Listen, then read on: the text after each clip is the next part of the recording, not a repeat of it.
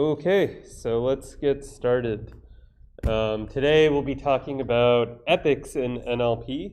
And so, of course, logistics speaking, there's no class on Wednesday. Our next class will be the following week. Also, a couple of you have already sent some topics that you would like to see covered in the remainder of the semester. If you have other suggestions, please feel free to send them in. So far, there's some interest in dialogue, or like having a specific lecture on things like chatbots and so on. So maybe we could do that. And then a bunch of other sub areas, which we could do depending on how much interest there is. So yeah, we'll figure that out the week after Thanksgiving. Your homework ones should be graded. We are in the process of grading the exam, so that'll probably be done the week after the break. And yeah, the only other thing you have left is the project final reports. So hopefully that's going all right. So today's topic is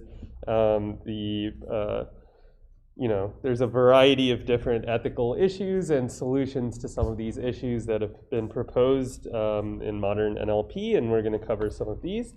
So I have, a lot of different stuff to cover. I should note that there are entire classes at other universities on specifically ethical issues in NLP. So there's a lot of stuff here. The readings for this class, we linked one of those other classes, so you can check out all the different papers and the sub areas within this single field. So I wanted to start with two fairly new developments in kind of addressing the ethical issues within large-scale language models such as GPT-3 in particular, since these are becoming increasingly at the forefront of the use cases and also the potential for doing harm. As we get bigger and bigger language models, we open up more and more downstream use cases, and some of these biases that creep into the models actually have potential to hurt downstream users of the models. So the first thing I wanted to talk about was released by OpenAI this summer. It's a method for kind of mitigating some of the biases or like other, sometimes GPT-3, like we've already talked about how it generates text, right? We are usually sampling from the model's predicted token level distribution at each time step. So sometimes, actually quite frequently, it can go off on some tangent and spit out a bunch of offensive stuff or things that don't really align with, especially in certain downstream use cases, what we might want the model to produce. And so OpenAI tried out a very simple technique for mitigating some of these issues by, as you can see, oh, maybe you can't see, basically collecting a very small data set, less than 100 examples of desired output when you have some kind of values that you're trying to instill into the model. So what does this actually look like? So as an example, actually they had a good one in their paper. Let's see if I can pull that up. I guess I don't have the paper. Hang on. I was just looking at this. See if this one. Yeah, so if you look at this as just a qualitative example, if you give something like, how should I treat cancer to GPT-3, of course you don't want it to be spitting out some sort of medical advice, right? But the base model, like the GPT-3 model, take away all the things that cause cancer. You've got to do this with 1 or 2 applications per day for about a month. Then you don't need to do it again for at least 6 years. Blah, blah, blah, something about eating sugar. you know, this, this is clearly not good, right? If this model was deployed somewhere and people thought this was actually advice to follow, it could result in terrible consequences, right? And so they collect this small data set and fine-tune their GPT-3 model, and the result is something like this, where if you give the same prompt to this new fine-tuned model, you see it saying something like, if you are diagnosed with cancer, you will want to see a doctor right away. So it's not actually suggesting a particular treatment plan, right? That would be, you know, completely inappropriate. So basically, you can collect these paired examples of here's a prompt, here's what the model should output if it were, you know, behaving reasonably. And if you fine tune your model on this, and you know, we've talked about how to do this, right? It's simple, just fine tune the language model to assign high probability to the acceptable outputs.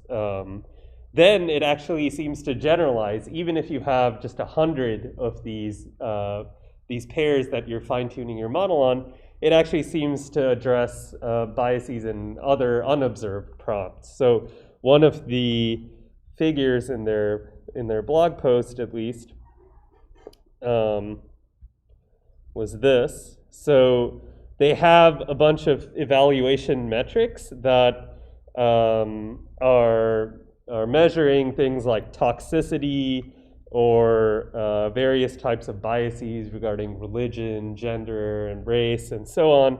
And they have this metric which values targeted here, adherence to specified values is judged by humans. So ideally, you would have a model that has a high score in this regard. And you can see that this on the x-axis are the different sizes of GPT-3. So they released a bunch of different sizes. Their biggest one was 175 billion parameters. And you can see, similar to things that we've discussed in this class, right? The biggest models are also the most sample efficient. And so fine-tuning this huge model on just like 100 of these prompt and like idealized output pairs is giving you a notable improvement in this metric compared to the baseline model. And this is, if you take a very small model, on the other hand, it doesn't seem to have the same effect. So you can do a lot with these huge models with just a very small amount of fine-tuning data. And so they took advantage of this property of these huge models by fine-tuning them to make them adhere better to some certain human values. Yes? What's that? What are these? Yeah, so they have some sort of score of how often the model's outputs agree with like human judgments on whether or not this particular output adheres to, you know, human values. So obviously this is kind of subjective depending on what you may think is appropriate for a particular prompt. And they actually look at this in their limitations section, right? Who should be designing these values or these prompts that the model is fine-tuned on? What kinds of things should be prioritized, and so on. So I think this was kind of a proof of concept that if you have some number of these kind of teaching the model how to adhere better to human values, you can fine-tune the model and improve its behavior across the board. But moving forward, we might want to take more careful consideration of what should go into these fine-tuning data sets, how many examples should we fine-tune, how should we collect these examples, and so on. Yeah. When you're fine-tuning, are we telling the model that these are certain set of good vocabulary to use, for example? So the question is, when we're fine-tuning the model, are we telling it that this is kind of like a good vocabulary to use, or not like that specific, like these words are the only ones you should use, but rather like if you see an input like how do I treat cancer, you would want the model to be fine-tuned such that it does not produce actual medical advice because it's obviously not qualified, right? So you might have a ground truth output in response to this prompt in your data set that says something like, you should see a doctor immediately, and doesn't say anything else. So it's this kind of, you're giving it the ground truth output that respects the behavior that you want the model to show. And how is it generalized to other prompts? Like, for example, this is a medical advice kind of thing, but it might be for some other, like, retail content or something. How is it generalized? Yeah, so I mean, this data set that they have, and maybe there's more details about this higher up here. But they consider a bunch of different categories of these kinds of, let's see here. Yeah, so data set prompt creation. They included some broad topics such as history, science, technology, government policy, and for each of these they collected some prompts. But I mean, if your question is, how does a model generalize from such a small number of training examples? Well, you could ask the same question about, how do these models learn to perform various tasks from such few training examples? How does the prompt tuning stuff all work? Right? The nice thing about these huge models is that they are actually quite sample efficient. And so if you fine tune using the proper protocol, they may not just overfit the fine-tuning data, but they might actually have a notable impact on the model's behavior, which is the point here. Yes?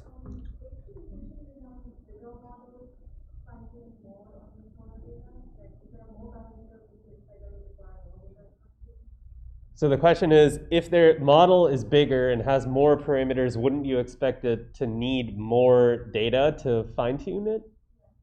That's not true, right? Because, like, imagine you're fine-tuning the model. Your goal is not to completely change the model's parameters from its initialization, right? We know with the big models that the bigger the model, the better the language model it is, right? The better the underlying language model, the more world knowledge it's memorized, the better grasp of syntax and discourse that it has. All of these are very desirable properties in the model, right? The fine-tuning process is just trying to make a very targeted change to the model's behavior, and ideally this could be accomplished by changing a minimal, minimally changing the language model's parameters such that it doesn't forget any of that information that it's stored. So I think actually the smaller models, and this all obviously depends on the hyperparameters that you use for fine-tuning. Like if you use a very high learning rate and lots of epochs, you will probably end up overwriting all of the stuff you've learned during pre-training, even for the big models. But yeah, I mean, there are some interesting papers that you can check out. A lot of them are called things like scaling laws for large language models that show that these bigger models require far less data to generalize to certain things. Okay, so that was one thing that I wanted to show, and let's see if we have any YouTube comments. Won't fine-tuning on just 100 examples overfit? I mean, again, this is where the selection of the hyperparameters for the fine-tuning process is important. So it would overfit in some cases, but not if you properly set this up. Also, the bigger models are much harder to get to overfit. You have to do a lot more epochs and so on so that the gradient is actually adjusting all of the huge model's parameters. Okay, so another thing that I wanted to talk about was this demo that some of you might have seen. There's even like a New York Times article recently about this Delphi thing where basically the goal is, can you put in any sort of hypothetical situation and have a model tell you what is acceptable in this situation? Like, is it acceptable to do one thing or not? So if you take, for example, should I drive my friend to the airport if I don't have a license? This model, Delphi, speculates that you shouldn't do this. And you can change, so there's a big outrage over this thing because you can easily make up a prompt for which the model would output the wrong recommendation. So maybe we can try a couple variants. They have a lot of different things. Okay, can I wear pajamas to a funeral? It's inappropriate. Okay, so that's probably true. Anyone have any suggestions on modifications to this? To school.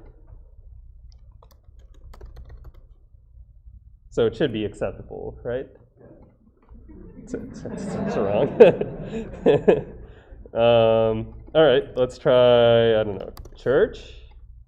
I guess this is unacceptable as well. It's wrong. Maybe we can add some modifiers. So, what's that? To bed? Oh, okay. That's right. This should hopefully be okay. This is expected. So, good job. Okay. What if I wear pajamas to church if I'm not religious? Maybe this is. Oh, it's wrong. Okay. All right. Let's try a different situation. How about, can I cancel class for the rest of the semester?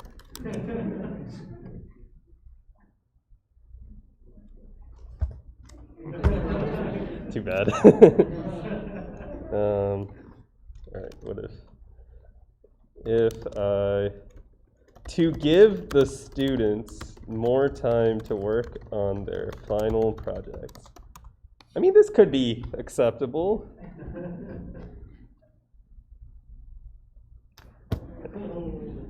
No support for you guys.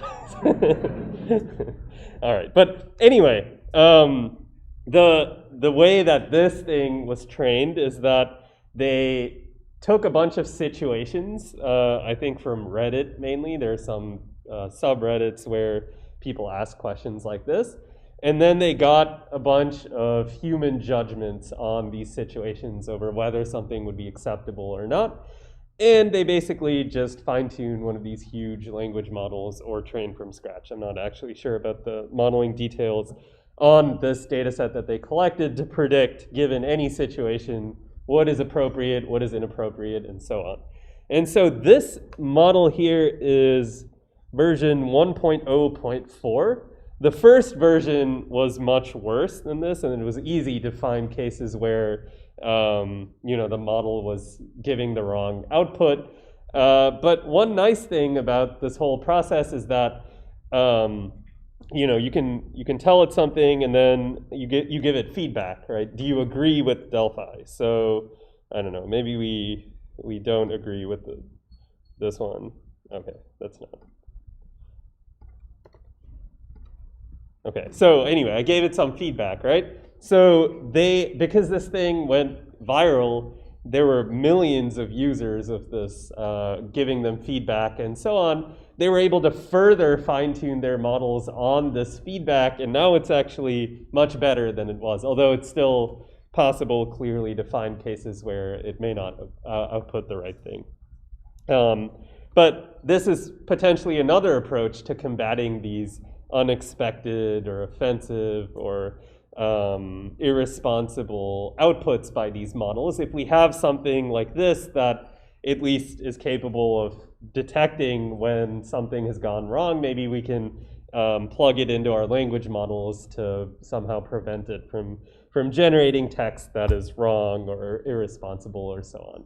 Of course, the use case of these models should, there might be some use cases where you might want the answer to this question to be it's appropriate, right? You all would probably want that, but depending on where this model is being used and who it's affecting and so on, you might want to adjust whatever it is that you're measuring and constraining the model to do. But this kind of thing is necessary as we move forward to deploying these models in real user-facing situations.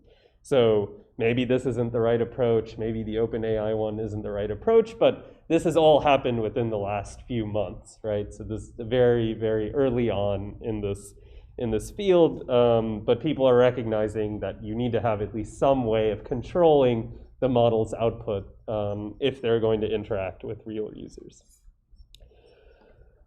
Okay, so let's see here. Let's move on to what we're actually supposed to be talking about, which is when we deploy these NLP systems and they're affecting actual people. So you might imagine in an Alexa type setup, right? If you ask it something, you really don't want it to output inappropriate content or stuff that would mislead a user into, for example, taking a completely made up medical treatment, right? So whenever you have this case where the NLP model is interacting with real people, you have ethical questions that start to emerge. And obviously, throughout this whole class, we've seen the importance of huge scale data sets, and modeling is pushing forward the field and all potential applications of these models. And so when you have these huge data sets, and we've talked about the common crawl as one such example, you don't really know what is in those data sets, right? With 300 or 500 billion tokens, no one is really reading through all of this to see what views are propagated in the majority of the documents or so on. It's just not feasible. And so at some point, the data set becomes this kind of unknown, like what is on the internet? That's what the common crawl is. Obviously, there's a whole lot of stuff that you might not want your models to express learning from this kind of data. So prioritizing the size of the data set also kind of lowers the quality of the data that you have. It's not possible to curate it if you're just trying to get as many tokens of training data as possible. So, some questions you might want to ask if you build one of these models and are planning to deploy it is, who is going to benefit? Who could possibly be harmed? How representative is your data set for different populations of users? There's also obviously data sharing and privacy considerations that are important, and so on. So we'll talk about a couple of these questions in detail. First, of course, the internet is mostly a cesspool. There are lots of stereotypes of different demographics and so on. And all of this is making its way into the training data that our models are actually trained on. And there are a lot of examples, not only in NLP, but also in computer vision and other areas, basically anything involving huge data sets, right? So this is what you would get in 2016 if you searched 3 black teenagers versus 3 white teenagers. You see the difference in the expressions of these people, of the activities that they're involved in, of the color of the background, of so many differences, right? Which is kind of irrelevant of the race in the query. Similarly, if you search for doctor, right, you get mostly men that are showing up versus nurse, and you get mostly women. And something like CEO, you just get a bunch of white men when you Google this. So these are the biases that are in the data. None of these terms are actually gendered, right? It's not like I Googled male CEO, but this is what I get. So one consequence of this is if you train your model on biased data, your model will learn those biases if they are prominent enough. And there are several different examples of this. So for example, Wikipedia is very commonly used for training NLP models, right? BERT was trained on Wikipedia, for example. And Wikipedia, if you look at all the articles written about people on Wikipedia, the majority of those, like 70% plus, are about men, and only 30% or so about women. And you also see further detail, right? Here, if you have a biographical article about a woman, these are much more likely to discuss things like romantic relationships or family issues than articles about men. There are other issues in, for example, sentiment analysis. movie reviews are a very popular source of data. And there have been studies showing that the reviews written by women, since you can see the names of the people that posted, are perceived to be less useful than those written by men. If you use Twitter as a source of data, males are overrepresented in Twitter conversations or as a subject of news articles. So basically every single source of data contains some form of bias, and there are different forms of bias as well. And this leads to bias in all of the underlying NLP technologies that are trained on this data. So word embeddings, which we didn't really talk about in this class, but then also various task-specific models. And we'll get to some of these later on in the lecture. So as an example of how this kind of bias can propagate within an NLP task, this is an example of a co-reference resolution task. So in this data set that was collected in this paper, they created these minimal pairs of sentences that differ only in the gender of a pronoun. So the physician hired the secretary because he was overwhelmed with clients versus because she was overwhelmed by clients. And in co-reference resolution, in this sentence, you're trying to decide what is he referring to. Is it the secretary or the physician? And you'll note that in either case, regardless of the gender, here, the he should be connected to the physician, right? Just because of the context of the sentence. However, the state-of-the-art co-reference models at this time would always connect he with the physician in this case and she with the secretary, even though the context is not ambiguous, right? It should always be connected to the physician. Similarly, you have the second sentence, the physician hired the secretary because she was highly recommended versus because he was highly recommended. And so there have been a lot of data sets collected like this where if you have made a co-reference system, your model should ideally behave identically on these kinds of minimal paired examples, which are only different based on a pronoun. So we've so far talked about the bias in data, but there's also bias in who is creating the data. So a common one is self-selection, right? Who is it that is actually posting these reviews on Yelp, or who writes Wikipedia articles, or who posts on Twitter? How is this population different than the overall population? So if you look at the demographics of Yelp users, you see that 60% of them are college educated, almost half make over 100K a year. So this is, some slice of society that is probably not representative of, it's definitely not representative of like an entire country or the globe. Okay. There's also reporting bias, right? So in a news article, people are likely to talk more about things that are interesting rather than uninteresting. There are other types of reporting bias, right? So essentially, what do people talk about versus what do they not talk about?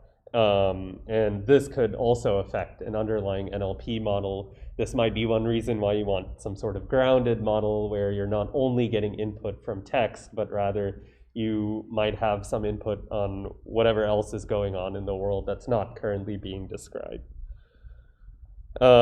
There's obviously, if you are taking data from a source like Twitter or Facebook or something, you may not know, if you search on one of these sites, how exactly the top ranked tweets or posts got sent to you, right? What is the underlying algorithm? You have no idea. Maybe there's some like advertising built into it that they're trying to get you to click ads, so they return some sort of ordering of posts and so on, and you don't know, right? It's a black box. So you have to be careful when your data and all depends on this kind of stuff. And finally, some linguistic communities might be over or underrepresented in a particular data set source. We'll talk more about this in a bit. So even Wikipedia, if you're looking at something like language-specific biases, Wikipedia has a different page for every language, but it doesn't have the same number of articles per language Wikipedia. So English has by far the most Wikipedia articles. And it's not the case that a language that has more speakers than another is going to have a correspondingly larger Wikipedia corpus, right? So, for example, Hindi has a ton of speakers, but a smaller Wikipedia than something like German, which has many fewer speakers.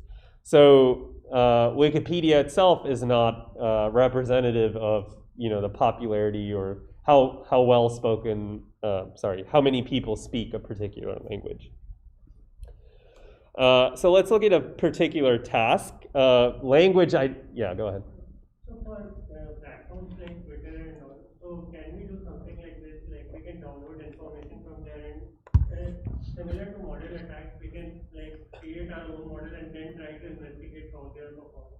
So is there a way to do something? So I guess the question is, if we have a black box data source like Twitter or something, we don't know how a particular functionality like the ranking of search results is being done, can we try and extract that ranking model and then try and learn more about it through the extracted model?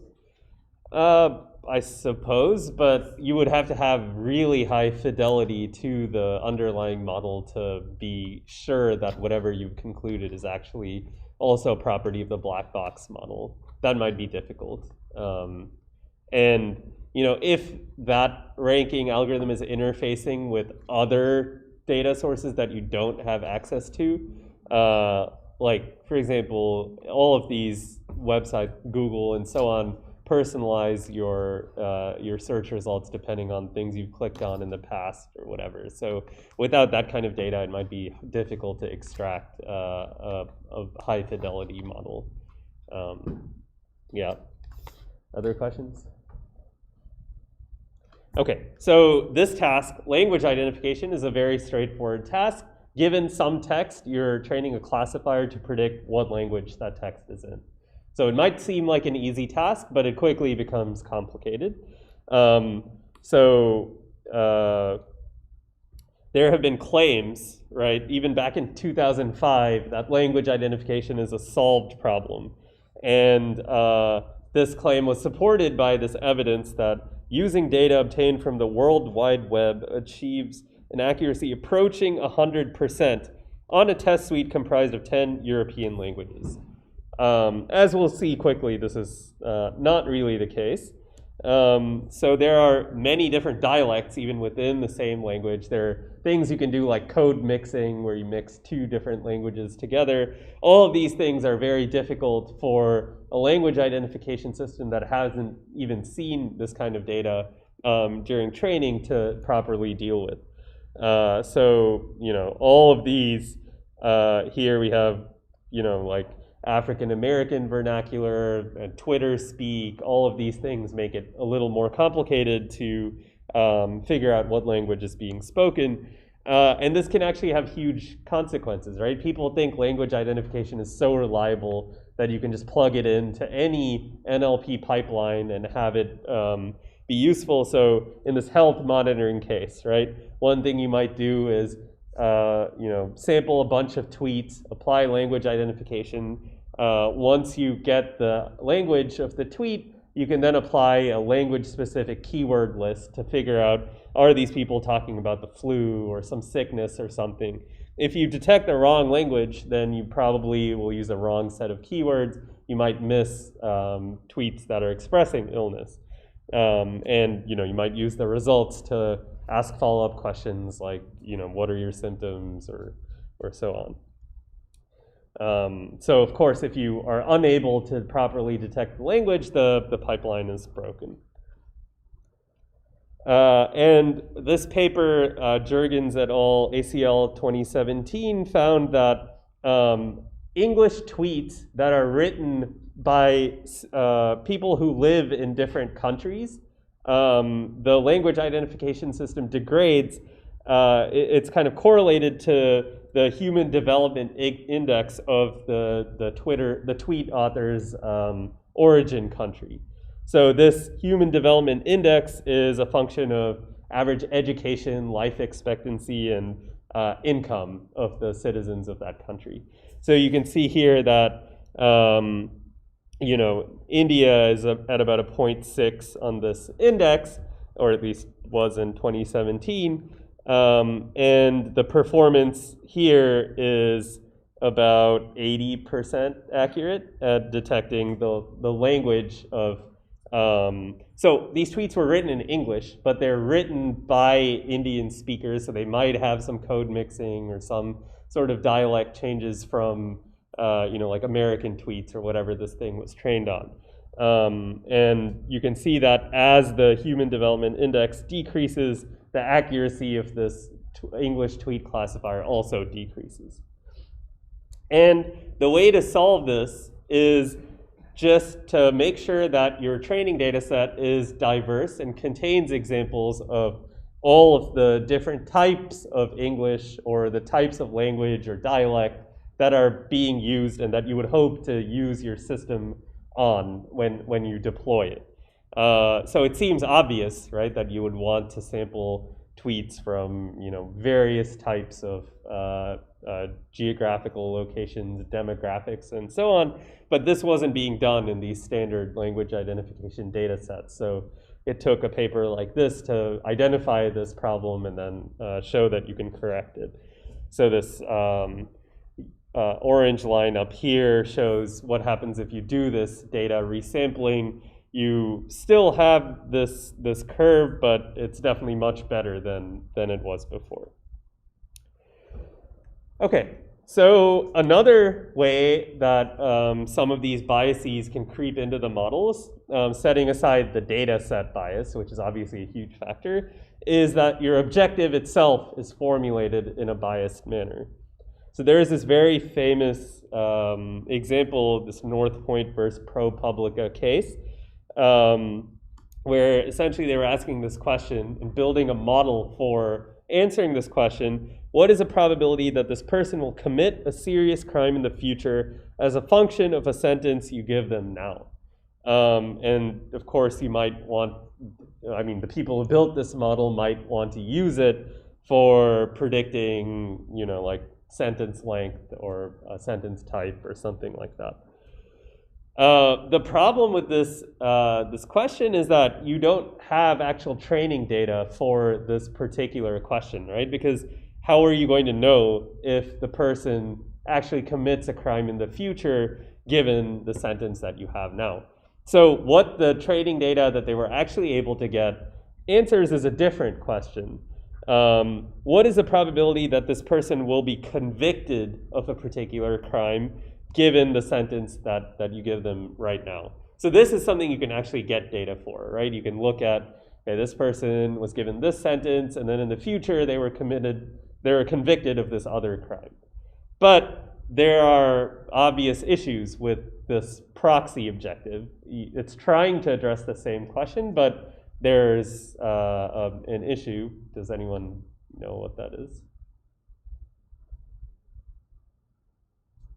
Different populations are disproportionately convicted for crimes.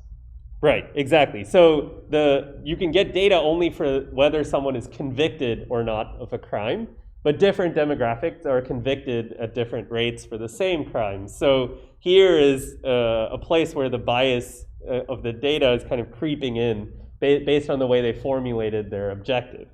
They don't have the labels for the actual thing that they want, who will commit a crime, but when you kind of back off to who is more likely to be convicted, you introduce all of these new biases into the model. At EMNLP 2019, there was this paper that, given the description of a case, like a criminal case, would try and predict a prison sentence. So like both the charge type, creating disturbances, and the term, 12 months. And this was published at EMNLP, one of the top NLP conferences, and created some controversy because people were wondering, where is this thing actually going to be used if it's going to be used? What are the ethical issues that could emerge in a model like this? What kind of data is it trained on? Does it have biases against a particular population? And actually, I think this paper in particular was one of the ones that nowadays for NLP papers, it's mandatory to write like an ethical consideration section where you're actually outlining who could possibly be affected and in what ways by any of the technology published in this paper. So the first version of this paper did not have any sort of section on like ethical issues. They added one later on saying the mistake of legal judgment is serious. It's about people losing years of their lives in prison. We should pay attention to how to avoid judges' over-dependence on the system. It is necessary to consider its application scenarios and so on. So basically they're saying this system should not be used by itself. It should if it's being used, should be used alongside actual human judges who are already doing this kind of sentencing. But if that's the case, it's valid to ask why this work was done at all. Should it have been done at all, and so on. So it's pretty interesting, that whole discussion. Yes. Just when you mentioned that content that like so like is there a certain set of tasks which you need to comply coding tasks to make sure that your model is not subjected to bias before they can execute the production? So the question is there some requirement that you should probe your model for a particular bias before your paper is submitted or your model is published or something like that? I mean, it becomes hard if let's say I come up with a new language modeling architecture and I train my model on Wikipedia and it gives me a better perplexity.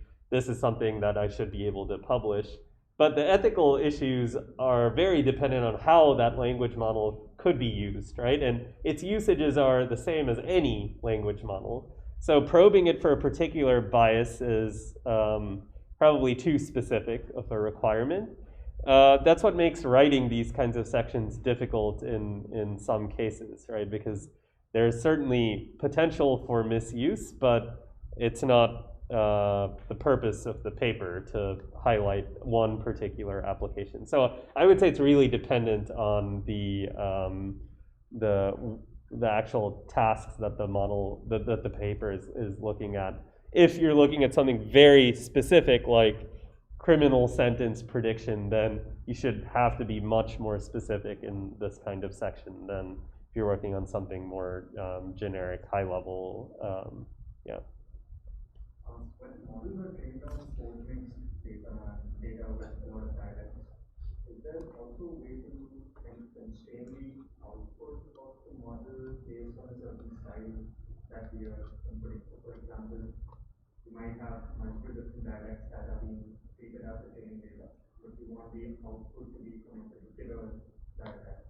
Yeah, so the question is, if you're training on data that's been code mixed or has a bunch of different dialects, can you constrain your system to only produce outputs in one of those dialects?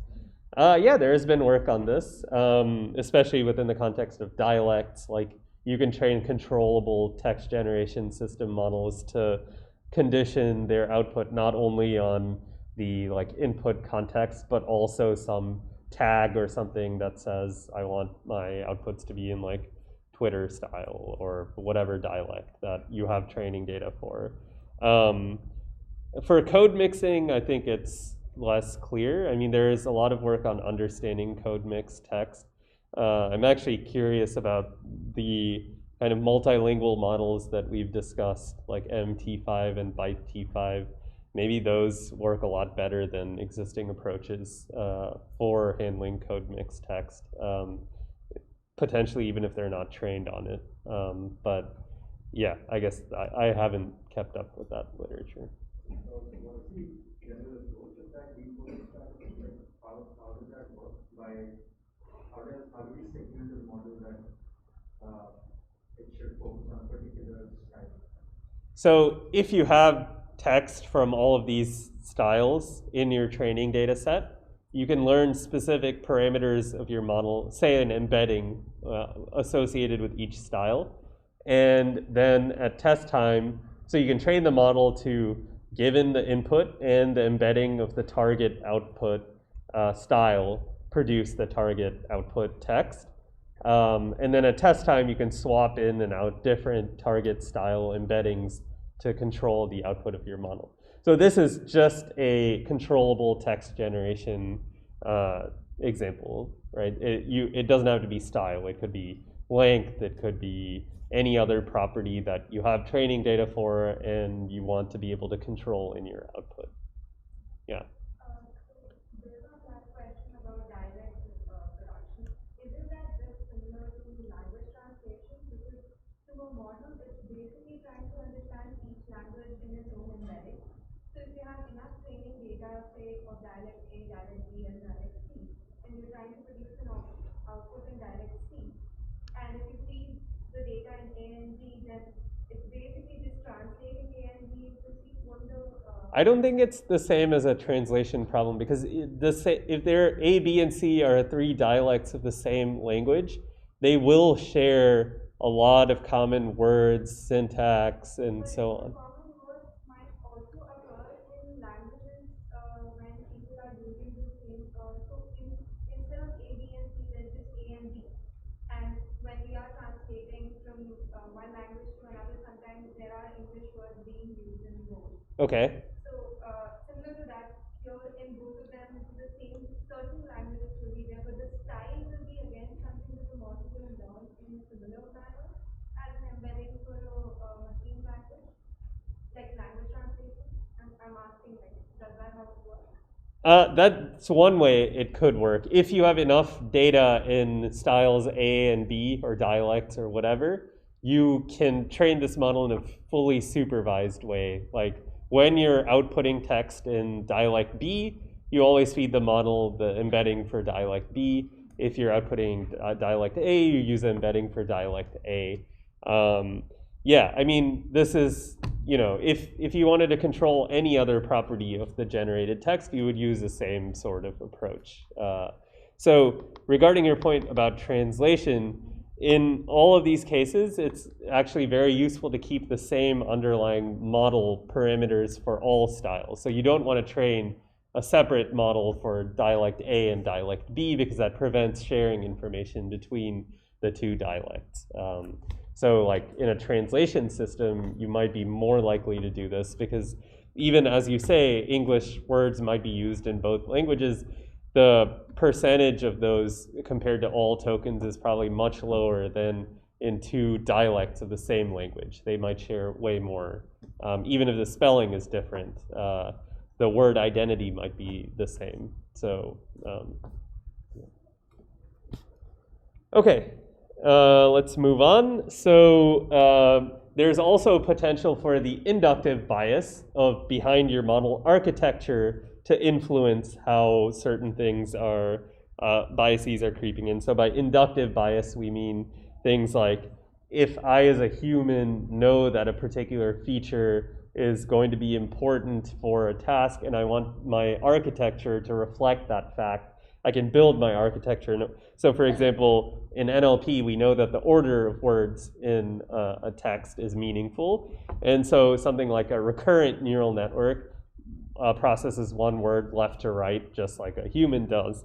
So this is kind of an inductive bias that allows it to encode word order.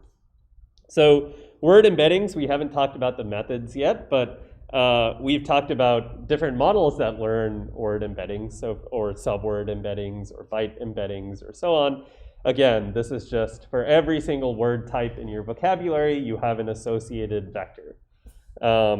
And a lot of the very first works on studying different types of bias in NLP representations were done on these word embeddings, static word embeddings, not contextualized word embeddings.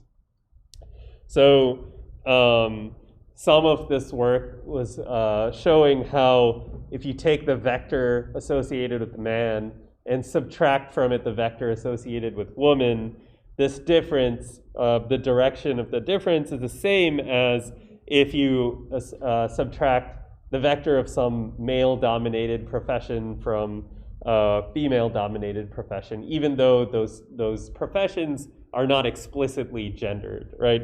Computer programmer could have people of any gender working in this field, right? But due to the data set and the model properties, it kind of takes on the characteristics of male-dominated professions. And so you can use this to find examples of male and female-dominated words.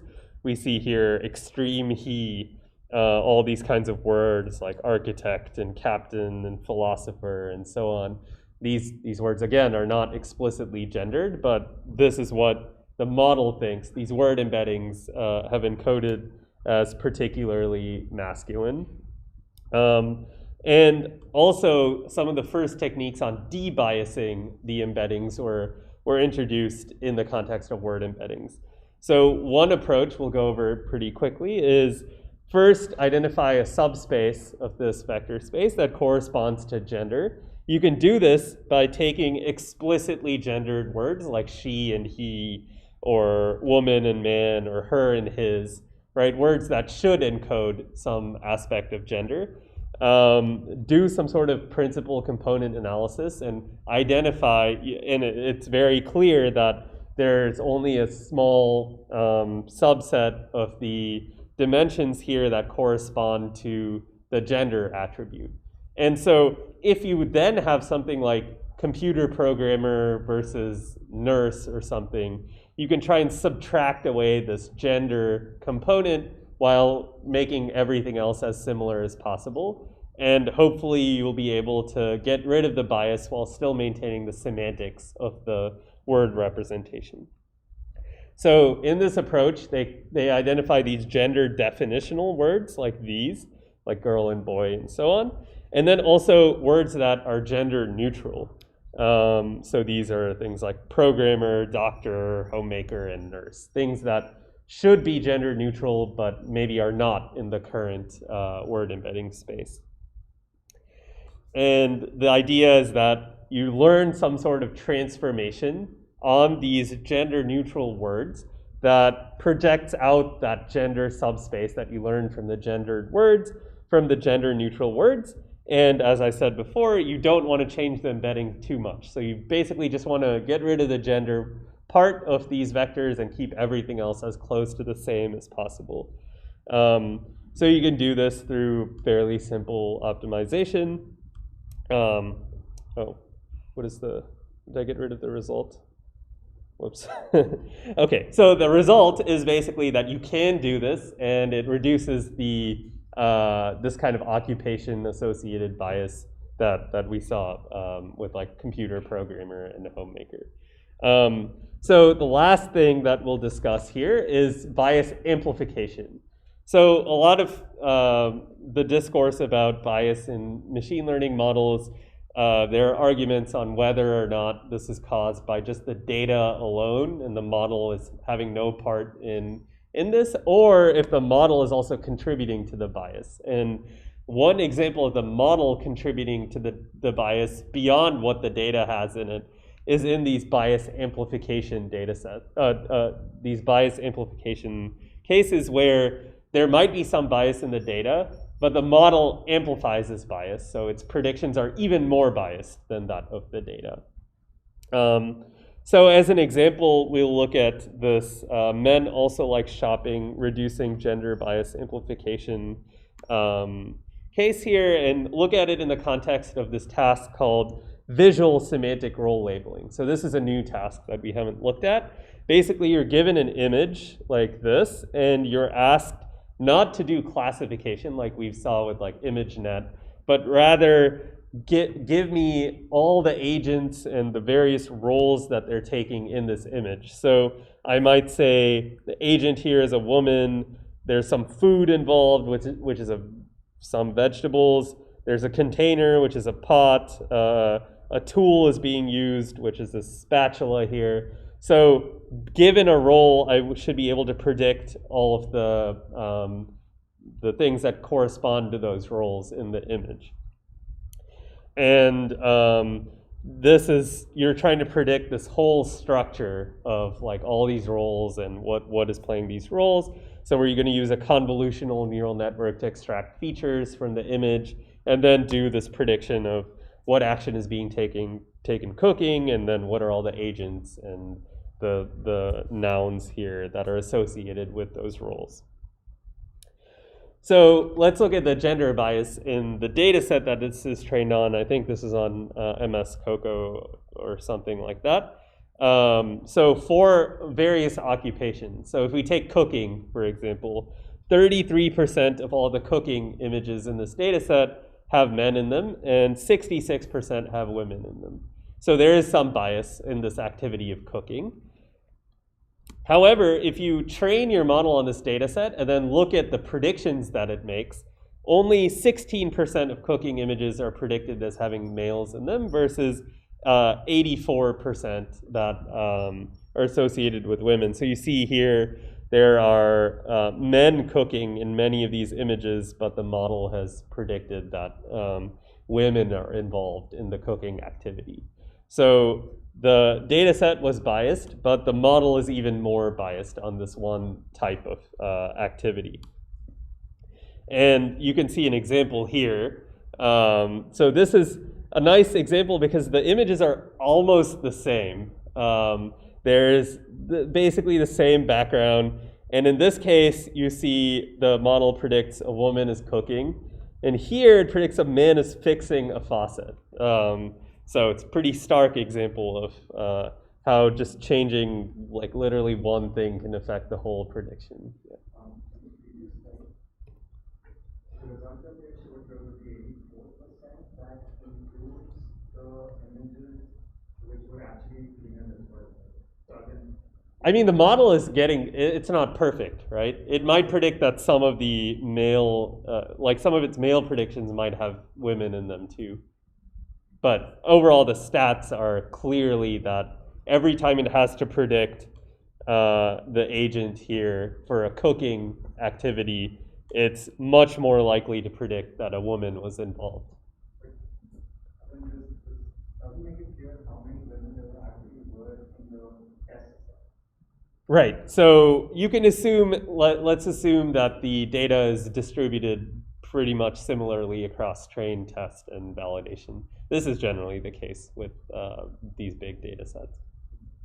I wouldn't expect it to be very different than this.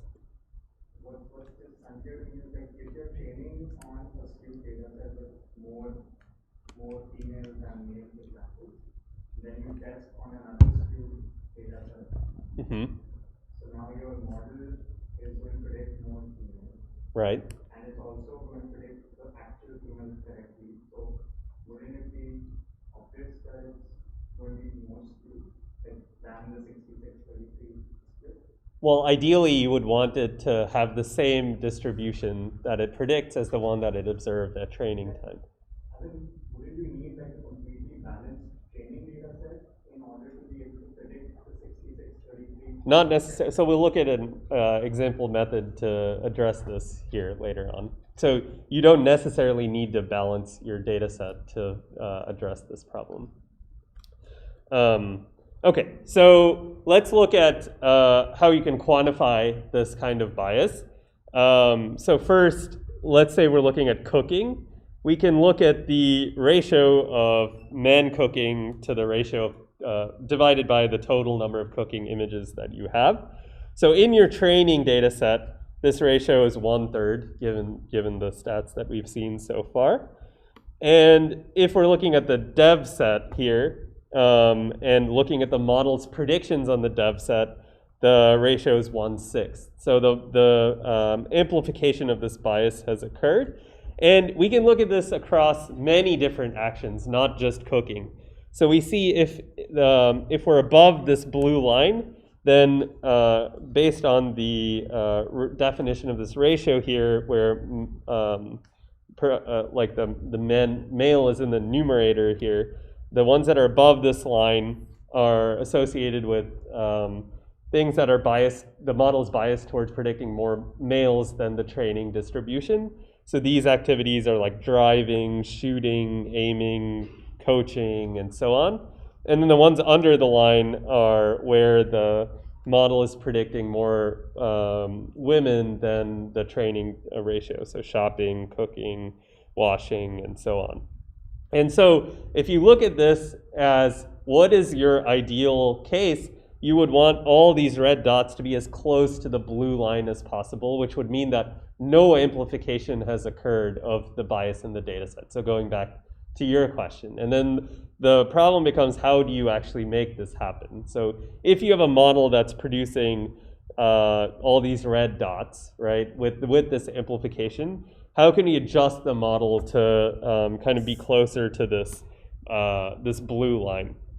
And so one thing you can do is use an integer linear program with various constraints that you've made. So for example, for cooking, I might have a constraint where I want my, like the number of points with the training ratio, that are outside of some margin that I've created. So maybe cooking is over here, and I want it to fall within these dashed lines here. I can add that to my objective function as a constraint and try and make it such that in the next iteration here, cooking will fall between these two dashed lines, depending on some margin that I've selected. And so doing it this way, you don't actually, like your goal is not to make it such that it's predicting 50-50, right? You're trying to make it predict 33-66, the training data ratio. And you can do this without harming the performance on the underlying task.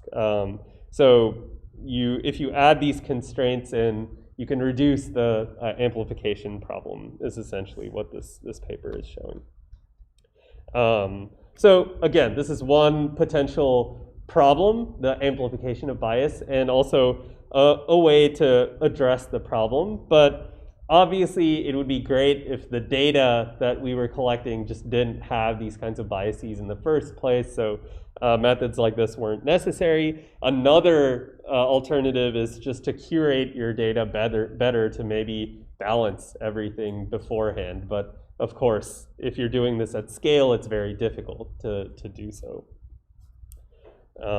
Okay, so you can see here that with this, these constraints added in, the number of actions for which that ratio has fallen outside the margin has reduced. So from 70% to 50%, but the accuracy of the model is basically unchanged. Okay, so basically there are problems with the data, there are problems with the objectives that people are setting up, there are problems with the models amplifying the bias that is present in the data. There are many different avenues for undesirable bias to creep in to all of the models that we're building. And if we are trying to deploy these models eventually to downstream users, we need to be aware of, do the demographics that we're deploying these things to reflect the training data demographics? And if we're going to modify our data, how should we do so, right? So we looked at OpenAI's proposal of fine-tuning a model that has been trained on biased data to mitigate some of that bias. That's one approach. Possibly you can use a model like Delphi to identify cases where one of your large language models is failing, and then somehow fine-tune it to prevent those from happening again. But there are a bunch of open questions right now. More and more people are working in this space as the models are getting bigger and more capable. So probably next year when I teach this, there'll be a couple new things that I'll have to add. Okay, any final questions? With the models being like more skewed towards the majority, I feel like I've actually seen this in other cases, like in projects that I worked on, that there's like lots of negative examples. The model just might be more negative happy. Mm-hmm. It's kind of like a problem across. Yeah, I mean, it's very common, right? If you have a model that's not capable enough to learn the nuances behind, like if you look at the optimization curve of one of these models, if it's trained on a skewed data set, almost always the first thing that it does is learn the majority class mapping, right? And if your optimization fails, you might never progress from that, where the model's just always predicting one class. This is a big problem when you have a data set skew. But yeah, with these huge models, of course, they see so many different types of examples, like a language model, for example. You might get a lot of data skew in different cases, like even in the problem that we looked at, cooking was only one activity out of like hundreds of possible activities, each of which were skewed in their own way. And you would hope that as you train a more powerful model, it is able to handle imbalanced data more effectively as well. But yeah, it's a general issue. If you train on imbalanced data, you're going to get probably skews that are bigger than the training data distribution. Are there any usable strategies that are being applied right now for skewing the data distribution for pre-trained language models? In what sense? In the sense that right now, let's say the models might be trained on the books corpus or something really large. And are there strategies to efficiently modify that data before the model is trained on them right now? Yeah, so, okay, the question is, are there strategies for modifying or curating these huge scale corpora that language models are being trained on to maybe reduce some of the undesirable traits in those corpora? It's not clear that there's anything hugely reliable, which is why we have these methods like what OpenAI has proposed, which is kind of after the fact correcting the model. There was recently some efforts to audit the Common Crawl to figure out what kinds of bias it contains. I think there was some specific paper I remember written about the multilingual Common Crawl dataset, the one that Byte T5 and MT5 are trained on, which was just trying to figure out what kind of texts are being included for each language. One interesting thing they found was that in that MC4 corpus, for a lot of languages, the language ID system broke completely. So I think for like Hindi, my student was telling me that like 70% of the data that was marked as Hindi was not even Hindi in the MC4 data set. So there are clearly some some major issues with these data sets that are just so hard to find because you have to do, like a deep dive into a massive data set, which you might not even have the capability of storing, let alone running some analysis over it. So yeah, it's tricky. I don't know of any techniques like the ones you suggested. I'm just saying that maybe like systems, which in one of the slides mentioned the gendered and non-gendered identification. If some of those can be applied efficiently over the corpus, face intimacy, and then those are correct. Yeah, but they also have to be very effective, right? Because you don't want to be throwing out valuable data as well. Supposing you duplicated every gendered statement to reflect both. Yeah, so that kind of synthetic data creation has been used for some tasks. I think especially for the co-reference task that I described at the beginning of the lecture, it's very easy to replace the gender of a pronoun, right, and have the model learn from the augmented data. It's harder for other tasks. Like if you imagine language modeling, just switching out the gender is actually non-trivial, right? Because you have to deal with potentially people's names mismatching now to the synthetic data and other properties of the text. So it might become much trickier than in like a synthetic or sentence level setup. You have a question? Yeah, I was going to ask like a similar thing with just like, yeah, you replace like, all the occurrences of like nationality, like English, German, or you do like genders. But like representation alone is not, like even if you're able to balance the number of pronouns or something like that, there's still other ways in which a bias could creep in, right? especially if there are words that are not explicitly gendered, but might be indicative of some sort of demographic attribute. It might be harder than with something like gender to even think about how to make these synthetic examples more diverse. So I don't think anyone has tried this with language modeling in particular. There are probably even more efficient ways you could do it, where if you are predicting a distribution and you know that you're supposed to produce some gendered word, maybe you can just regularize the model to always put some probability on the other gendered word as well. But I don't know how that would actually work or what effect it would have. Thinking in such a case, like you would almost need to have, kind of like a model that is just learning like, nice language, but then you would also, almost want some, like, either augment that model with like a retrieval system so that you can recall back and, remember that.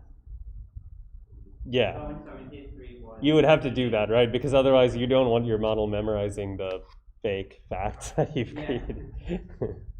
Yeah, it's tricky. I'm not sure what the right solution is. All right. We have a question. What could cause these bias amplifications in the first place? Is the reason hidden to us? I think it's similar to the question you asked. When you're training on skewed data sets, sometimes depending on the model's capabilities, there are trivial solutions that it can learn to minimize the loss without actually learning the task. And so some of that probably plays into the amplification issue that we're seeing here. All right, so enjoy your Thanksgiving break and see you the week after.